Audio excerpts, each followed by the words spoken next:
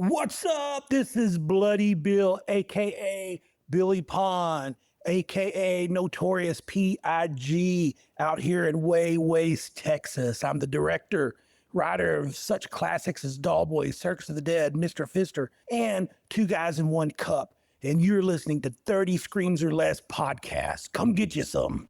Warning. 30 Screams or Less may contain spoilers about movies that have recently been released. If you haven't seen the movie, go watch it, come back, and enjoy the show. Or, if you don't want to waste your time watching the movie and rather have two random horror dudes watch it for you, we got you covered as well.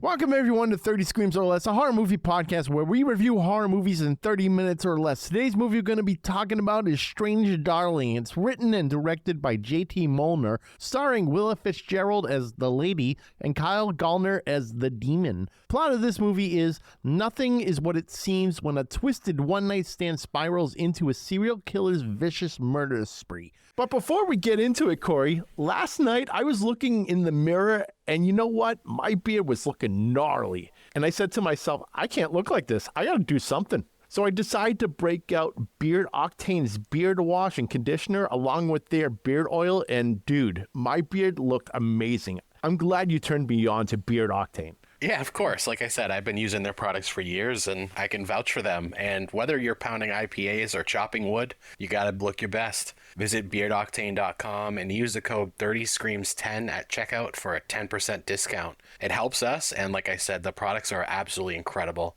They're local too. They're based out of Connecticut. So help them out and support small businesses. We're not just slinging beard grooming supplies. We've been using them for a while. Yeah, we have. 30 Screams or Less starts now. Corey, what did you think of Strange Darling? Steve, I thought I was going to hate this because we've talked about this several times before, but chapters and films typically suck. And that's the first thing you see when this movie starts. First thing I noticed, I was like, oh God, here we go. Yep. Honestly, this was done so incredibly well, and it does a nice job around hopping around several different timelines without losing the viewer in the process. Like, we start at chapter 3 or 4, whatever. We don't start at 1. We're hopping around the whole movie, and I didn't get lost once. I was glued to it the whole time, and I can't wait to hear what you think. So I think that's the beauty behind this movie of jumping ahead and back and stuff. The great thing is, yes, so it starts from 3, then it goes to 5, and then eventually we work our way back. Now, 3 is literally just the lady running and the demon is after her. The lady's driving a car, the demon's chasing her in a truck, and she flips her car. You see her running, and this is kind of like the title screen. The very beginning, though, is the girl asking the guy if he's a serial killer, and in the next scene, you see him strangling her without a shirt on. I'm like, okay, I can fuck with this because we're talking serial killer Dude, territory. That line was straight out of Dexter, too. It was fucking awesome, man. Yep. Do you remember did you watch Dexter? Oh, of course. Do you remember when Deb said that to him towards the later seasons? Yep. Yeah, I don't know if they paid homage to it with this movie, but that was a pretty cool, maybe unintentional Easter egg. Yeah, they might have. I was kind of wondering if this movie was inspired by any real serial killers, but I couldn't find anything. I read that the director was alluding to it, but never really gave a straight answer. It's like, oh, it could be, that kind of deal. Yeah. Now where everyone's trying to form their own opinions and thinking about, is it maybe based after Eileen Wuornos? I can never really pronounce her last name right, but she's the prostitute that would kill men, and she just started liking it and continued on with it, and Charlize Theron played her in a biopic. So I'm thinking, is this maybe after that? I'm jumping a little ahead. Here's where I think the beauty is of this movie, is that we start in chapter 3. All that insanity is happening. So right away, you're sympathizing with the woman, the lady, and she's running from this guy. He's got a fucking rifle. He's trying to take her out, all this stuff. She finds a hobo tent with some alcohol and stuff, pouring it on her ear because her ear looks like it's fucking shot off or bit off or something. She's got blood pouring down her side of her face. With the bandage. Kind of reminded me of Cuckoo. Yeah, exactly. Reminded me of a Cuckoo as well. And so we see her running through the woods. I mean, we've seen this whole scene before. a clear serial killer scene, chasing his victim, that type deal. So we feel like this is on par with a lot of serial killer movies. So I'm like, okay, cool. We got a banger of an opening, but then she runs off and finds this little house and she goes inside. Then we jump forward to chapter 5 and see the destruction inside the house. Now, this is where I'm thinking, okay, this serial killer is clearly causing more shit. So at this point, Corey, we're under this impression that the serial killer is the man. I mean, it looks clear as day. That's how they bill it. That's how they bill it. It's exactly how they bill it. Clear as day. The man is going after the girl. He's trying to kill her. There's a dead person in the house. The girl is hiding. The lady's hiding. And he's just kind of walking around and he's shooting trunks in the house. Trunks at the end of the bed. They're called something, but I'm just going to call them trunks. So he's shooting the trunks. He's thinking that she's hiding in them. But he eventually finds her in an unplugged freezer in the kitchen. And then this is when we start jumping back now. And we start jumping back to the beginning where he's on a date with that girl. At this point, we still think that he's a serial killer and he's setting this whole thing up. But Corey, I want to hear your thoughts on how we're jumping from 5 to 1 now. What were you feeling when you're watching 1? Were you under this impression like, okay, he's still the serial killer? Oh yeah, because he's following this girl through the woods and he's got a rifle. Yeah. And she finds this house in the woods there and she meets these, well, I'm assuming husband and wife who called themselves hippies. You know, she says she's being chased by someone and can you guys let me in so I can be safe? Mm-hmm. And then we skip forward again and we see the husband or whatever. His brains are blown out all over the kitchen floor. But I wanted to say something. So one of my favorite things about this movie was the intro with the text crawl, similar to Star Wars. Did you get a vibe from the voice that it was the same guy that did the narration for the OG Texas Chainsaw Massacre? Because I did. Yeah, a little bit. Now, while you were talking, I did find a funny fact that I'm going to read. So John Larroquette was the guy that voiced that narrator in the original 1974 film. Really? He did not get paid. They did not pay him money for that role. Do you know what they paid him in? What? Weed. What a fucking man. Dude took weed to voice that. What a fucking score that is. Like, can you just voice the beginning of the Texas Chainsaw Massacre? So, and we'll pay you in weed. He's like, oh yeah, fuck yeah. Mm-hmm. Why not? And then it's like legendary. So he's probably kicking himself a little bit. I hope he got some really good weed and none of that skunk weed shit. Dude, it was 1974. I'm sure it's shit. It's not like the fancy bougie weed that we have now. The weed we have now is really fucking over the top, man. The weed back then probably tasted like a dusty attic. I'd say so. But he got it for free. And now he voiced one of the most legendary characters in horror film franchise history. Yeah, no shit. I don't know why. I think I remember hearing it, but it just doesn't stick at the back of my mind. But as you bringing it up, I'm like, oh yeah, that's fucking right. I think I did read that before.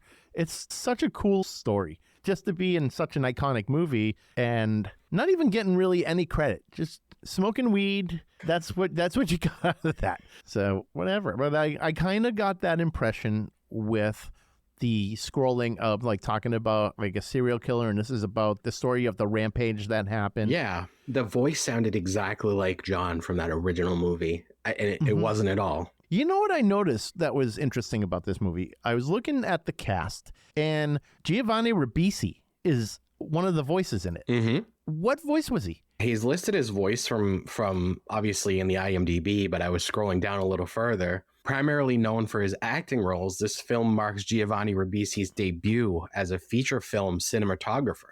Really? So I don't know if he actually voiced a character, because the only, voice I heard other than the characters we see on screen were that narrator from the beginning. And I'm pretty sure that was this Robert Craighead guy. Yeah, so there's a narrator from the beginning, and I was thinking that it might be the radio station that's playing outside the hippie house. Oh, could be, yeah.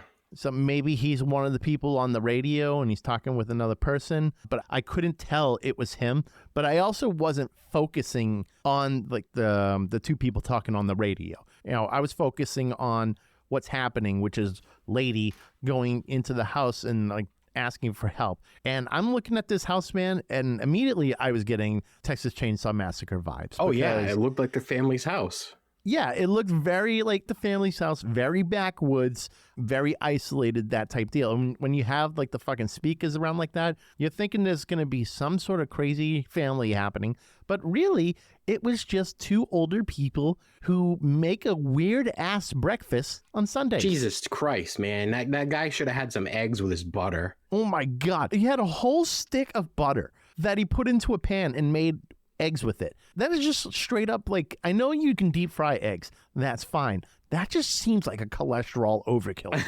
and then he mixes pancakes. He's swimming in maple syrup. Yeah, and then whatever that was, like the marmalade, I don't know. It was just like there was so much fucking liquid. Half a jar on marmalade on each of the pancakes. Yeah, and then they had like obviously bacon. I think there was sausage, and they end up putting whipped cream on it as well. And then they stack on a little fruit on top. It's like, yeah, that'll balance it out. That single strawberry on the top made it real healthy. Oh, for sure. So they're trying to enjoy their breakfast, and that's when they decide to play the Scott Baio puzzle game, I guess. And that's when Lady rolls up. Corey, what would you do in this situation? You see a girl who's got like bleeding from the ear like that, and she's freaking out. Would you let her in? I probably would, honestly, because I don't think she did it to herself. Yeah, but I mean, she didn't do it to herself, but there's a fucking good reason to not let this one in. Yeah, but That's they don't for damn know. sure. They don't know that. I thought she was doing all this shit to herself, honestly. Really? Because later on in the movie, we find out what actually happens, right? Right. And Like- it is nuts, man. It flips the script. So it flips the script, but later on in the movie, I'm going to jump ahead a little bit. But Go ahead, because we already jumped back and forth with the chapters. We might as well jump too. yeah. So later on in the movie, when the police find her after she crawls out of the ice chest after she shoots Demon, Mm-hmm. the police show up and she pulls her pants down before the police come in the room. Yep. She made it look like she got assaulted, so they thought she was the victim. Mm-hmm. It was just so that made me think back. I'm like, I mean, we see her get shot in the ear, but all the other stuff that happened to her, like maybe she did it to herself, kind of thing. I don't know. Oh, yeah, that makes sense. Now, I'm going to say something and try not to sound sexist about it, but I feel like a lot of these situations, there are girls that they can claim they were sexually abused and all this stuff. And a lot of times, I wouldn't say most of the time, there's a select amount of times where it doesn't happen and the guy gets in trouble anyway. So the guy is seen as the antagonist regardless. Yeah, you're right. I mean, that unfortunately, those things happen. I mean, it comes with it, unfortunately, but that's kind of the mentality I had seeing all of this. And Joanne even saw this part. She was sitting on the couch watching it with me, and she's like, she's going to make herself look like the victim here. And that's exactly what she did, because I thought she was going to get away with the whole thing. I thought so too, man. Like in my notes, I'm like, holy shit, is she going to get away with this? And I was like, wow, because she's really fucking everything up. She just cleared everyone out. Yeah. Like, everyone got real fucked up. And like, I go back to that scene and like whatever chapter it was when her and Demon were in the hotel room and she was on top of him. Yep. And this is the part where she starts torturing him. And this part made me fucking cringe, dude. Oh my God. Because the camera kind of just picture this. So she's sitting on this dude's chest and the camera is behind her head. Like all you see is her back, but you can hear the guy like screaming and you can hear these carving noises. Yeah. And we later find out that she is because she carves EL into this guy's chest with a knife. Fuck, dude. I didn't even put two and two together. Yeah. I don't know why. I'm thinking like her first name starts on an E, her last name starts on an L. Electric Lady. Yeah. Jeez. Did you just get that?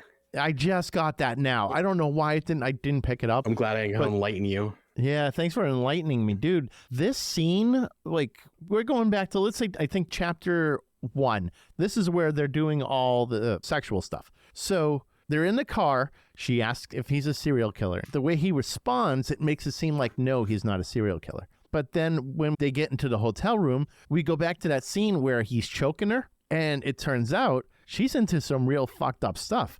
This is consensual. Yeah. And she tells him essentially that no means yes. And then they come up with a safe word. And the safe word made me laugh. Yeah, it was like, what was it again? It was like Rumpelstiltskin something or whatever. Mr. Snuffleupagus. There it is, Mr. Snuffleupagus. So Mr.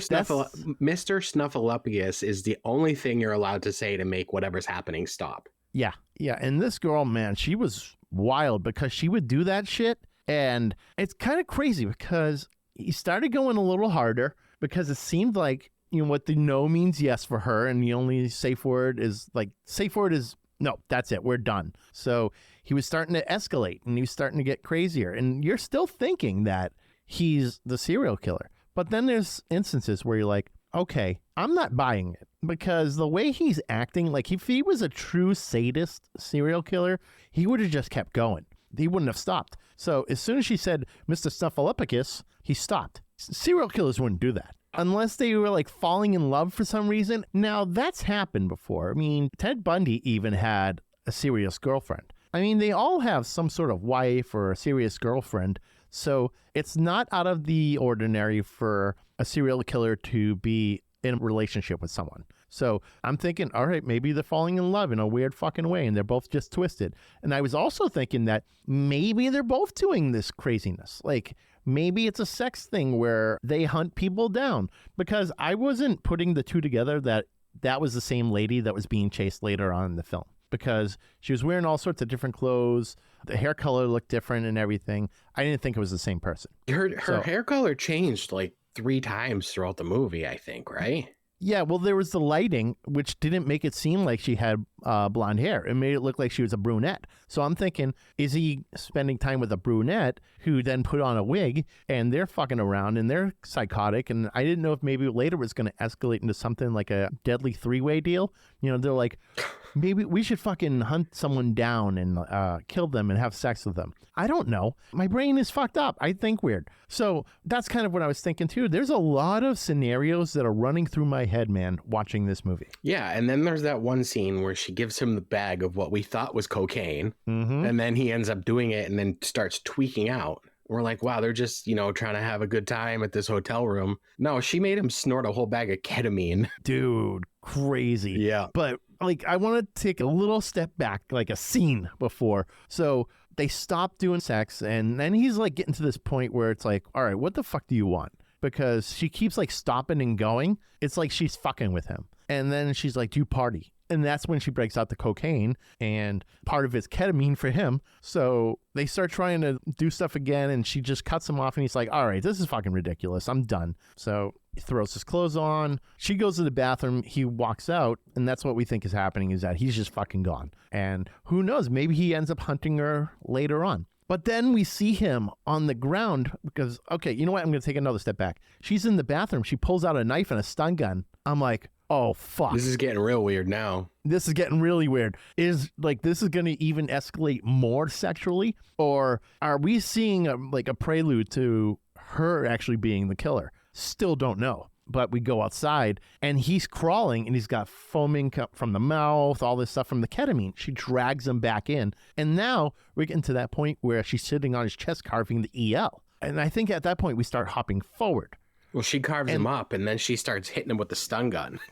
Yeah. Oh, God. It wasn't brutal. bad enough. This dude just got his chest carved up. She starts using a stun gun on him while he's tied up. Fucking gnarly, man. Absolutely gnarly. But, okay, so now after that, we jump to the scene where we find out that she beat the hippie husband to death with a phone because they were going to call the cops, and she said, no cops. And as soon as I heard no cops, I'm like, oh, okay, something's fucking going down. And she beat the shit out of him. Now I'm like, okay, is she the killer?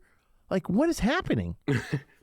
Yeah, it's this is definitely like, what do you say? Like a lesson in misdirection. That's what I said. I said at the end of my notes, a masterclass in misdirection. Masterclass, yeah.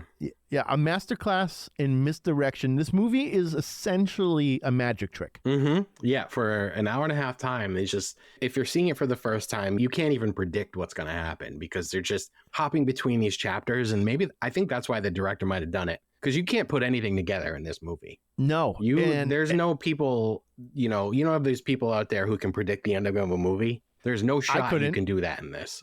No shot, because they really convey that the man is the serial killer. They really make it look that way. And it turns out Electric Lady is the same girl. She's the serial killer, and she's running away from the demon who's actually a cop.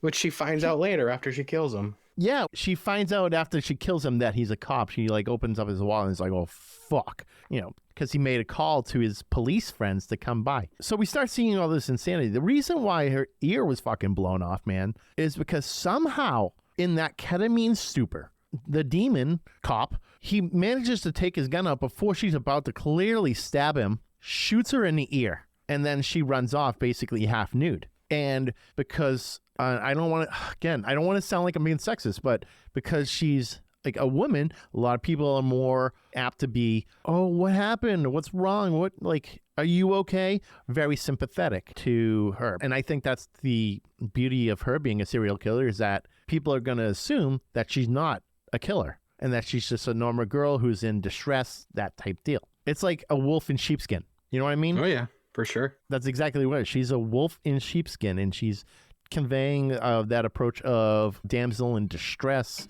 and that she's weak, and that someone's always after her, and all this stuff. And she runs off into the hotel's lobby or whatever. Or it's a motel. It's more of a motel where like you check in and everything like that. Mm-hmm. She runs in there, and she's obviously bleeding from the ear, half naked. She's like, I need a car. I need to get the hell out of here. And the lady's like, I'm going to call the cops. No cops. Stabs the lady in the throat. I didn't see that coming. No, no, that was just a quick little poke with that knife she had earlier. Yep. Quick little poke. Stabs her in the throat. Blood everywhere. And then there's this other girl who's wearing the schmuck, like that a nurse would wear. Yeah. And that's what we see her running in later on. So she's wearing the schmuck, and she clearly lets her go. And I don't know what her deal was, because it seemed like she let the ladies go for the most part, but others obviously were just in her fucking path, and she had to get rid of them. They were an inconvenience to her. Mm-hmm. So she's like Jason Voorhees. Yeah, exactly. Sometimes people just get away and they don't get killed. Like the people in New York when Jason Voorhees was walking down the street. All of them were fine, except for the people he's actually after. Yeah, it's pretty much any of those Hollywood monsters. Like Michael Myers the same way. He's looking for Laurie Strode the whole franchise, but killing anyone in his way. Exactly. These are just humans, and she's just doing the same thing. Yeah, it's pretty wild, man. And then this is when we start jumping to chapter 6, where now we know that the guy isn't the serial killer. He's actually hunting her to try to, I guess, stop her, because clearly she's insane. It's the electric lady. She's a serial killer. We don't have a full backstory yet, though. I would have loved to hear more of a backstory on that. You know what? I'm kind of hoping that this ends up turning into like a Maxine type thing. Mm-hmm. And we get several. That would be cool, man. Because we started with that whole trilogy with X. We never knew how she got to that point. Oh, that would be fun. So like a prequel to this? Yeah, so X, right? So X was the, with Maxine living in the house, killing people. And then Pearl was how she became Maxine. Yep. And then obviously Maxine was her on the rampage. Yeah. So, yeah, a prequel to this would be cool. I'd love to see how the electric lady came to be. Yeah, she is a cool character. I honestly don't think it's going to happen. From what I was reading, it only made $4 million. And it's a fucking shame that this movie didn't do better. Was it in theaters? I think it was briefly in theaters. Didn't we see the trailer for this when we saw Terrifier 3? Pretty sure. Yeah. Or one of those movies we saw, we definitely saw the trailer for this. They showed it, and both of us were like, fuck, that looks awesome. Well, this came out in 2023. What did we see in 2023? It had to have been Terrifier, the re-release of Terrifier 2. Oh, maybe. I didn't see that then. You saw it.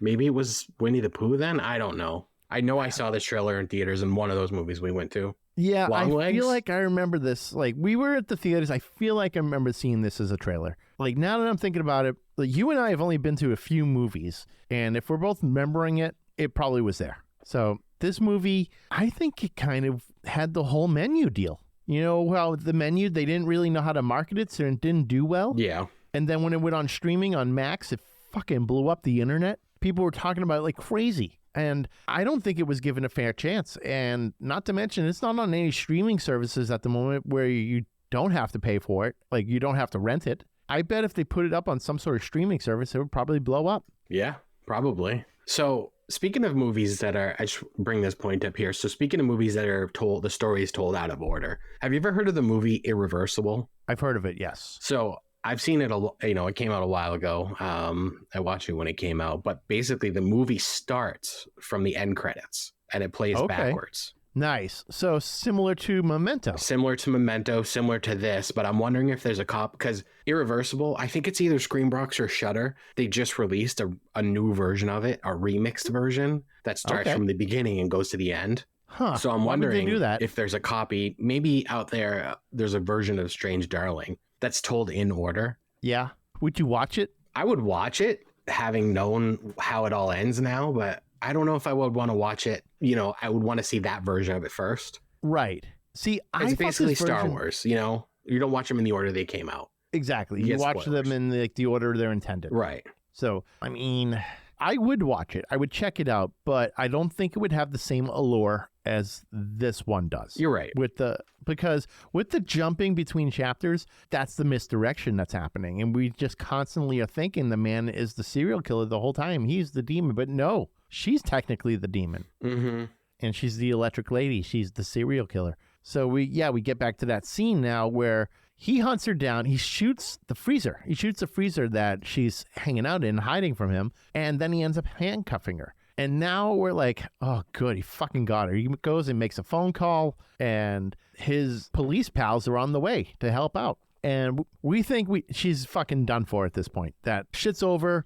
She's captured, and that's it. Thinking it's going to be the end of the movie. No. He gets sprayed in the face with beer repellent. Repellent? Bear repellent. Yeah. Beer repellent? That bear sucks. repellent. Yeah, bear repellent. That sucks. No, bear repellent. So he gets shot in the face with bear repellent. He gets blinded. She fucking bites his neck like she's a zombie and just rips. And this is when the demon dies. It's so weird. I don't want to call him a demon. I don't either. And I don't think they ever actually called him that in the movie, but that's how he's credited. Yes. As the demon. And she was Lady. Yep, exactly. And then we find out she's not Lady, she's Electric Lady. But this scene with, now I can't remember their names, Lady and Demon. So the scene with them when Lady's chained up to the freezer and Demon's standing in front of her. Mm-hmm. I loved it because they just stood there and they were just berating each other for like 5 or 10 minutes. Yeah. That's what they were just between berating each other and they were just outsmarting each other the whole film. Like, expertly done. Expertly done. And a solid cat and mouse game between the two of them. She's sitting there like, looks like you caught me, that type deal. And then she's just talking about all sorts of shit. I can't remember specifically what she was going into detail on because there was one little portion I didn't hear. And I think it's just the way she said it. And I just didn't hear it correctly. But she was just going off on these tangents. And I think she was doing her own misdirection to try to lure him in to spray him with the fucking bear repellent only to bite his neck. But we were thinking the whole time, or I was thinking at least, that he had her and that was it. And as soon as she bit his neck, I'm like, fuck, she's going to get away with this. I was like, damn, man, this is fucking crazy. Really good. Really well with just keeping me on my toes. And that closing scene there, when you have that song Love Hurts playing and her singing it, so good. Oh, yeah, it's awesome. She was singing that in the hotel room as well when he was all chained up, basically, and he had like a sock in his mouth. Yep, and they brought it back at the end. Yeah. And then you think she's getting away. Oh, my God. Yeah. Because the cops, and I don't know why, man. Why didn't they frisk her?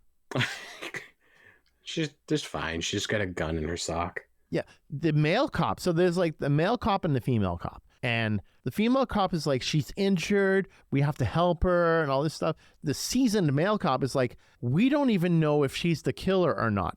Yeah, he's using his brain about this one. Yeah.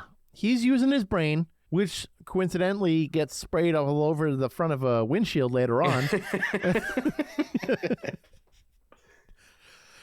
So he's using his brains, and the female cop is like, no, we have to help her. Our first job is serve and protect. And it's like, okay, we'll move her. We'll get her out of here. And they should have checked her, man, because she had a gun. And you know what we didn't mention? And this is important because the hippie lady, she ran off after she was going to bring Electric Lady to like this woodshed where I think there was chains in there. She was going to get chained up. She ran off. Lady was like, fucking whatever. So it's important we bring that up because she's in the back seat of the cop car, which doesn't have any divider or anything, which I found interesting. Yeah, but this is also, what, the 80s, 90s, early 90s? Yeah, maybe. Something like that. I don't know if they had those then yet. Probably not. So she's in the back seat of the car. The lady cop's like, don't worry, everything will be okay. And as they're driving, they see the hippie lady trying to wave them down. And she looks in the back seat and sees lady, ghost white,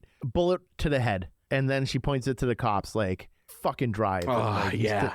That was awesome because she was in the back seat and she just aims through the crack in the window in the cop's car and shoots the hippie lady in the forehead. Yeah, exactly. And she says to the lady cop to get out. Again, we're trying to figure out what the hell her MO is because she lets some people go and kills others. So whether she's like a demon and she sees things or like sees certain hallucinations or whatever, maybe that's it. Did you ever see Natural Born Killers with Woody Harrelson and Juliette Lewis? I've seen it. It's been a long time. Okay, so I'll just refer to a scene in that. So Mick and Mallory are hanging out with an Indian, and the Indian's telling a story, and they're actually just having a pretty decent time. And then Mickey sees a demon within the Indian and shoots him. And obviously he regretted that in the movie and everything like that.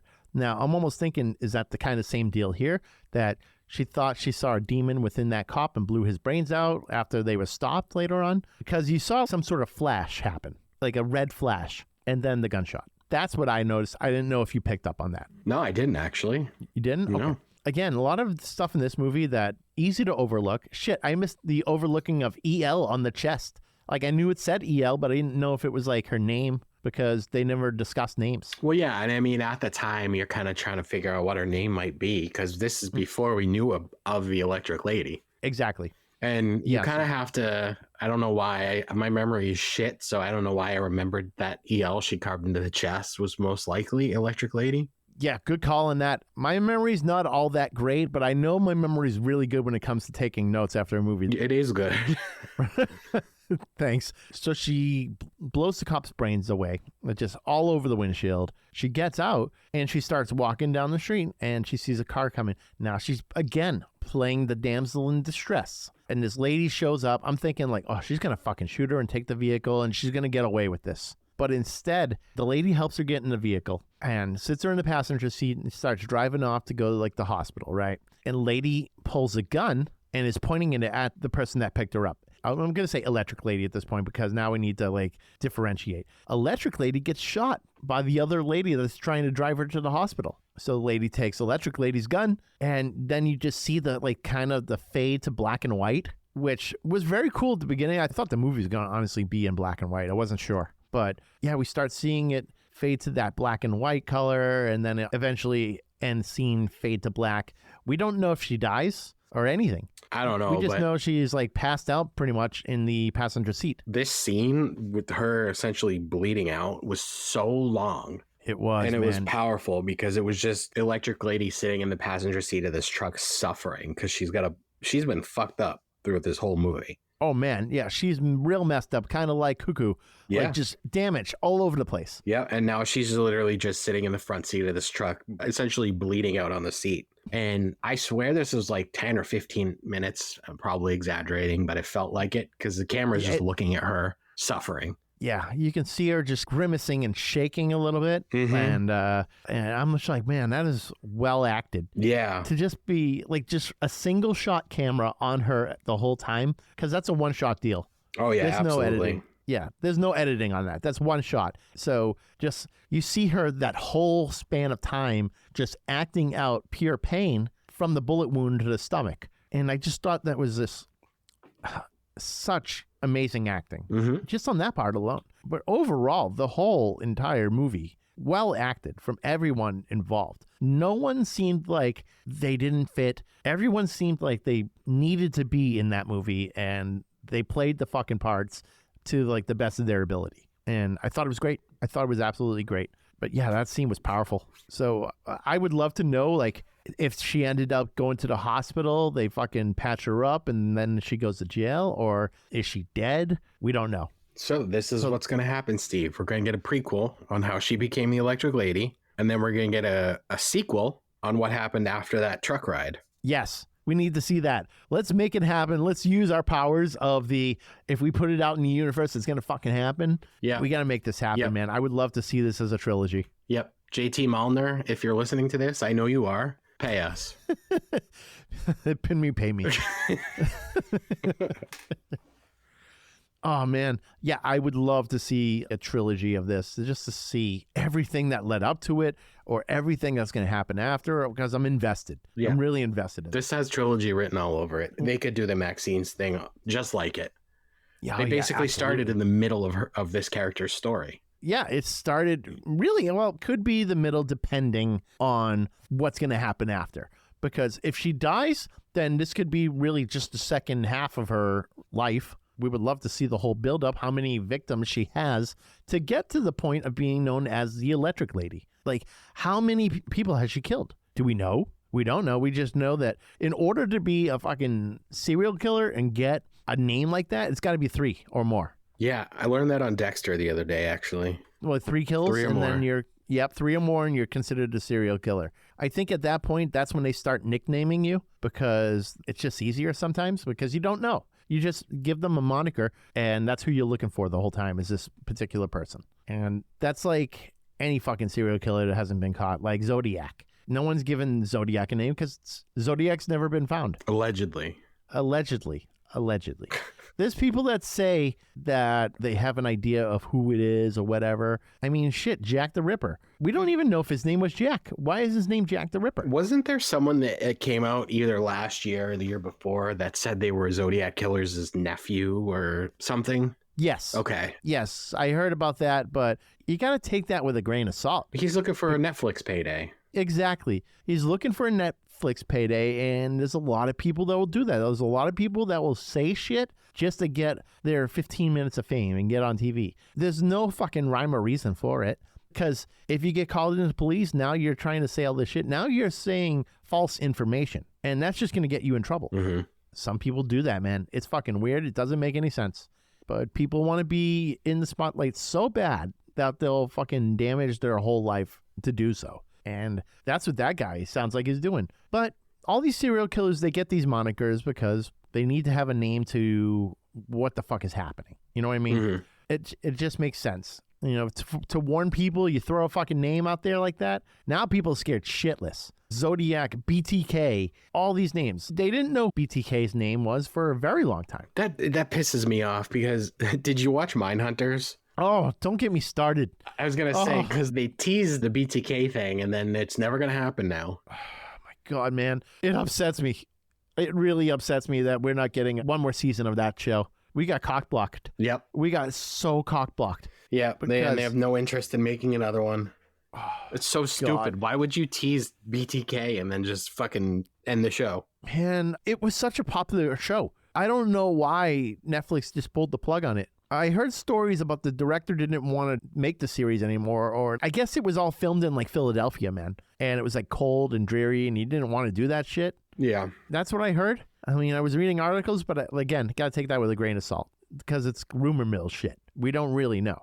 But damn, man, I wish they had one more season of Mindhunter because you had Wayne Williams and like that whole season where they focused on him and then they give us that fucking cock tease of a BTK season. And I'm like, man, that would have been awesome to see. That show is firing on all cylinders, man. I don't understand the whole 2-season thing. Like they could have done there's been far more than a handful of serial killers that were highlighted in that show. Oh, absolutely. The whole idea of this show is to develop the serial killer system. That's the beauty of it because they have to talk to these other serial killers to really develop these profiles. Mm-hmm. Yep. And that's what the whole idea of the show is. And man, I would have loved another season, but it happens. It's like some of these shows, they just get canceled after like season 2 with like a ginormous cliffhanger, or even season 3, ginormous cliffhanger. I feel like if you know you're going to get canceled, wrap it up because you just leave people with too many questions and they get bummed out. The Santa Clarita Diet, season 3 ended with a ginormous cliffhanger.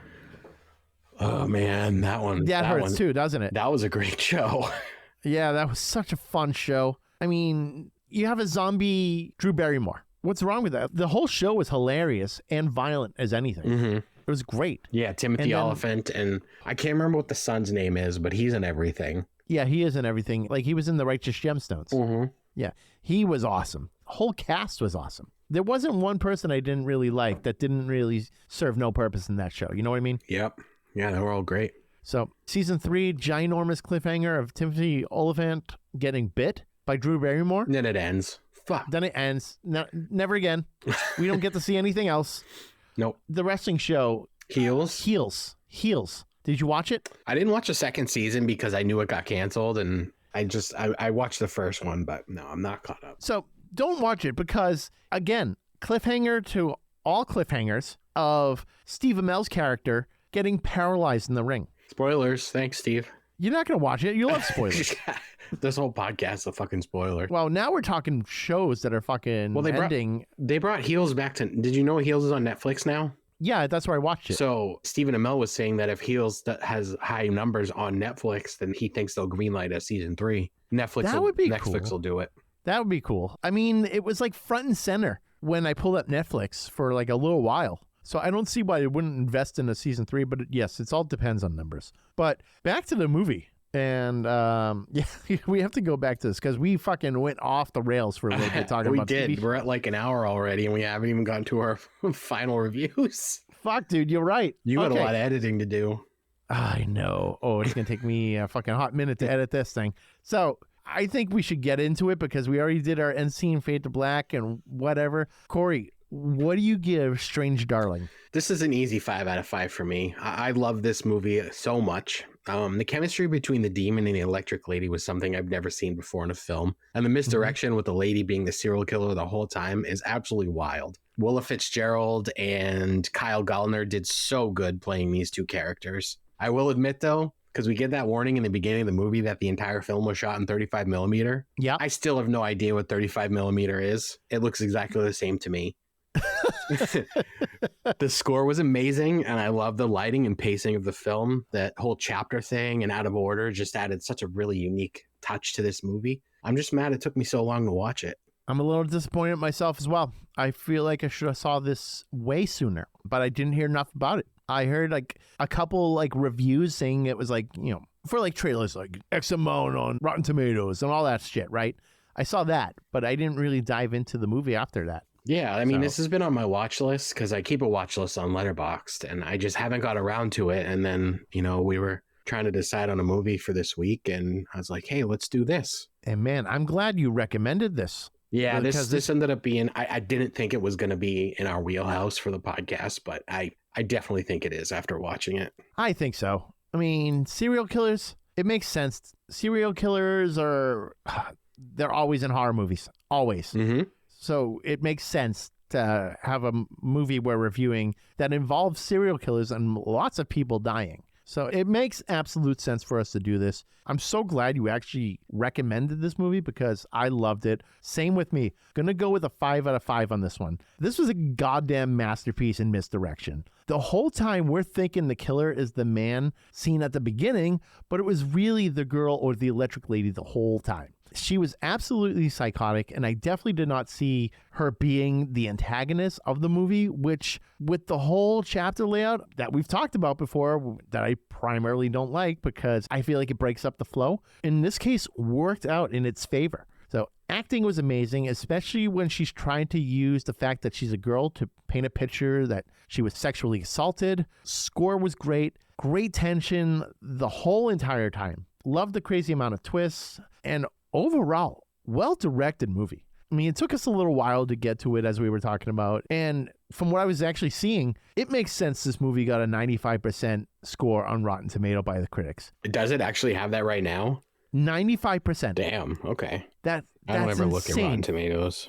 for critics, but for audience score, it's an 85%, which is insanely high, too. I mean, think about those numbers. That's really, really good. Mm-hmm. Yeah, definitely. But especially on Rotten Tomatoes. yeah, exactly. But yet, apparently, this movie made only $4 million at the box office. So I almost feel like this is the Menu type situation happening all over again. Mm-hmm. Why this movie flew massively under the radar is beyond me because more people need to see this movie. All right, everyone, be sure to like, follow, and subscribe on Facebook, X, Instagram, TikTok, Threads, and YouTube. Leave us a 5-star review on all podcast platforms so we can get some more exposure. Of course, tell your friends. Both our intro and outro music are courtesy of Andrew Scott Bell. Be sure to check out Andrew on all major streaming platforms. And if you see Winnie the Pooh, Blood and Honey on vinyl in the wild, be sure to pick it up. We're also part of the Shining Wizards Network. Be sure to visit shiningwizardsnetwork.com. They're an awesome podcast network ranging from wrestling to heavy metal, horror, all that good stuff. So check that out. Visit 30screamsorless.com for all previous episodes and transcripts to go with those episodes. Also, check out beardoctane.com for their whole line of grooming supplies. And be sure to use the code 30screams10 at checkout for 10% off your order. And if there's anything you want us to review, send an email to 30screamsorless@gmail.com or hit us up on social media. Use hashtag 30screamsorless. And also, we have some awesome merch for sale on our website, so definitely check that out. If you go to our website, at the very top, there's a shop link. Click that link, and you'll see all sorts of shirts, hats, mugs, things like that. If you buy it, it helps going towards our hosting costs. I'm Steve. I'm Corey. And thanks for listening to 30 Screams or Less. And don't forget to drink your beans.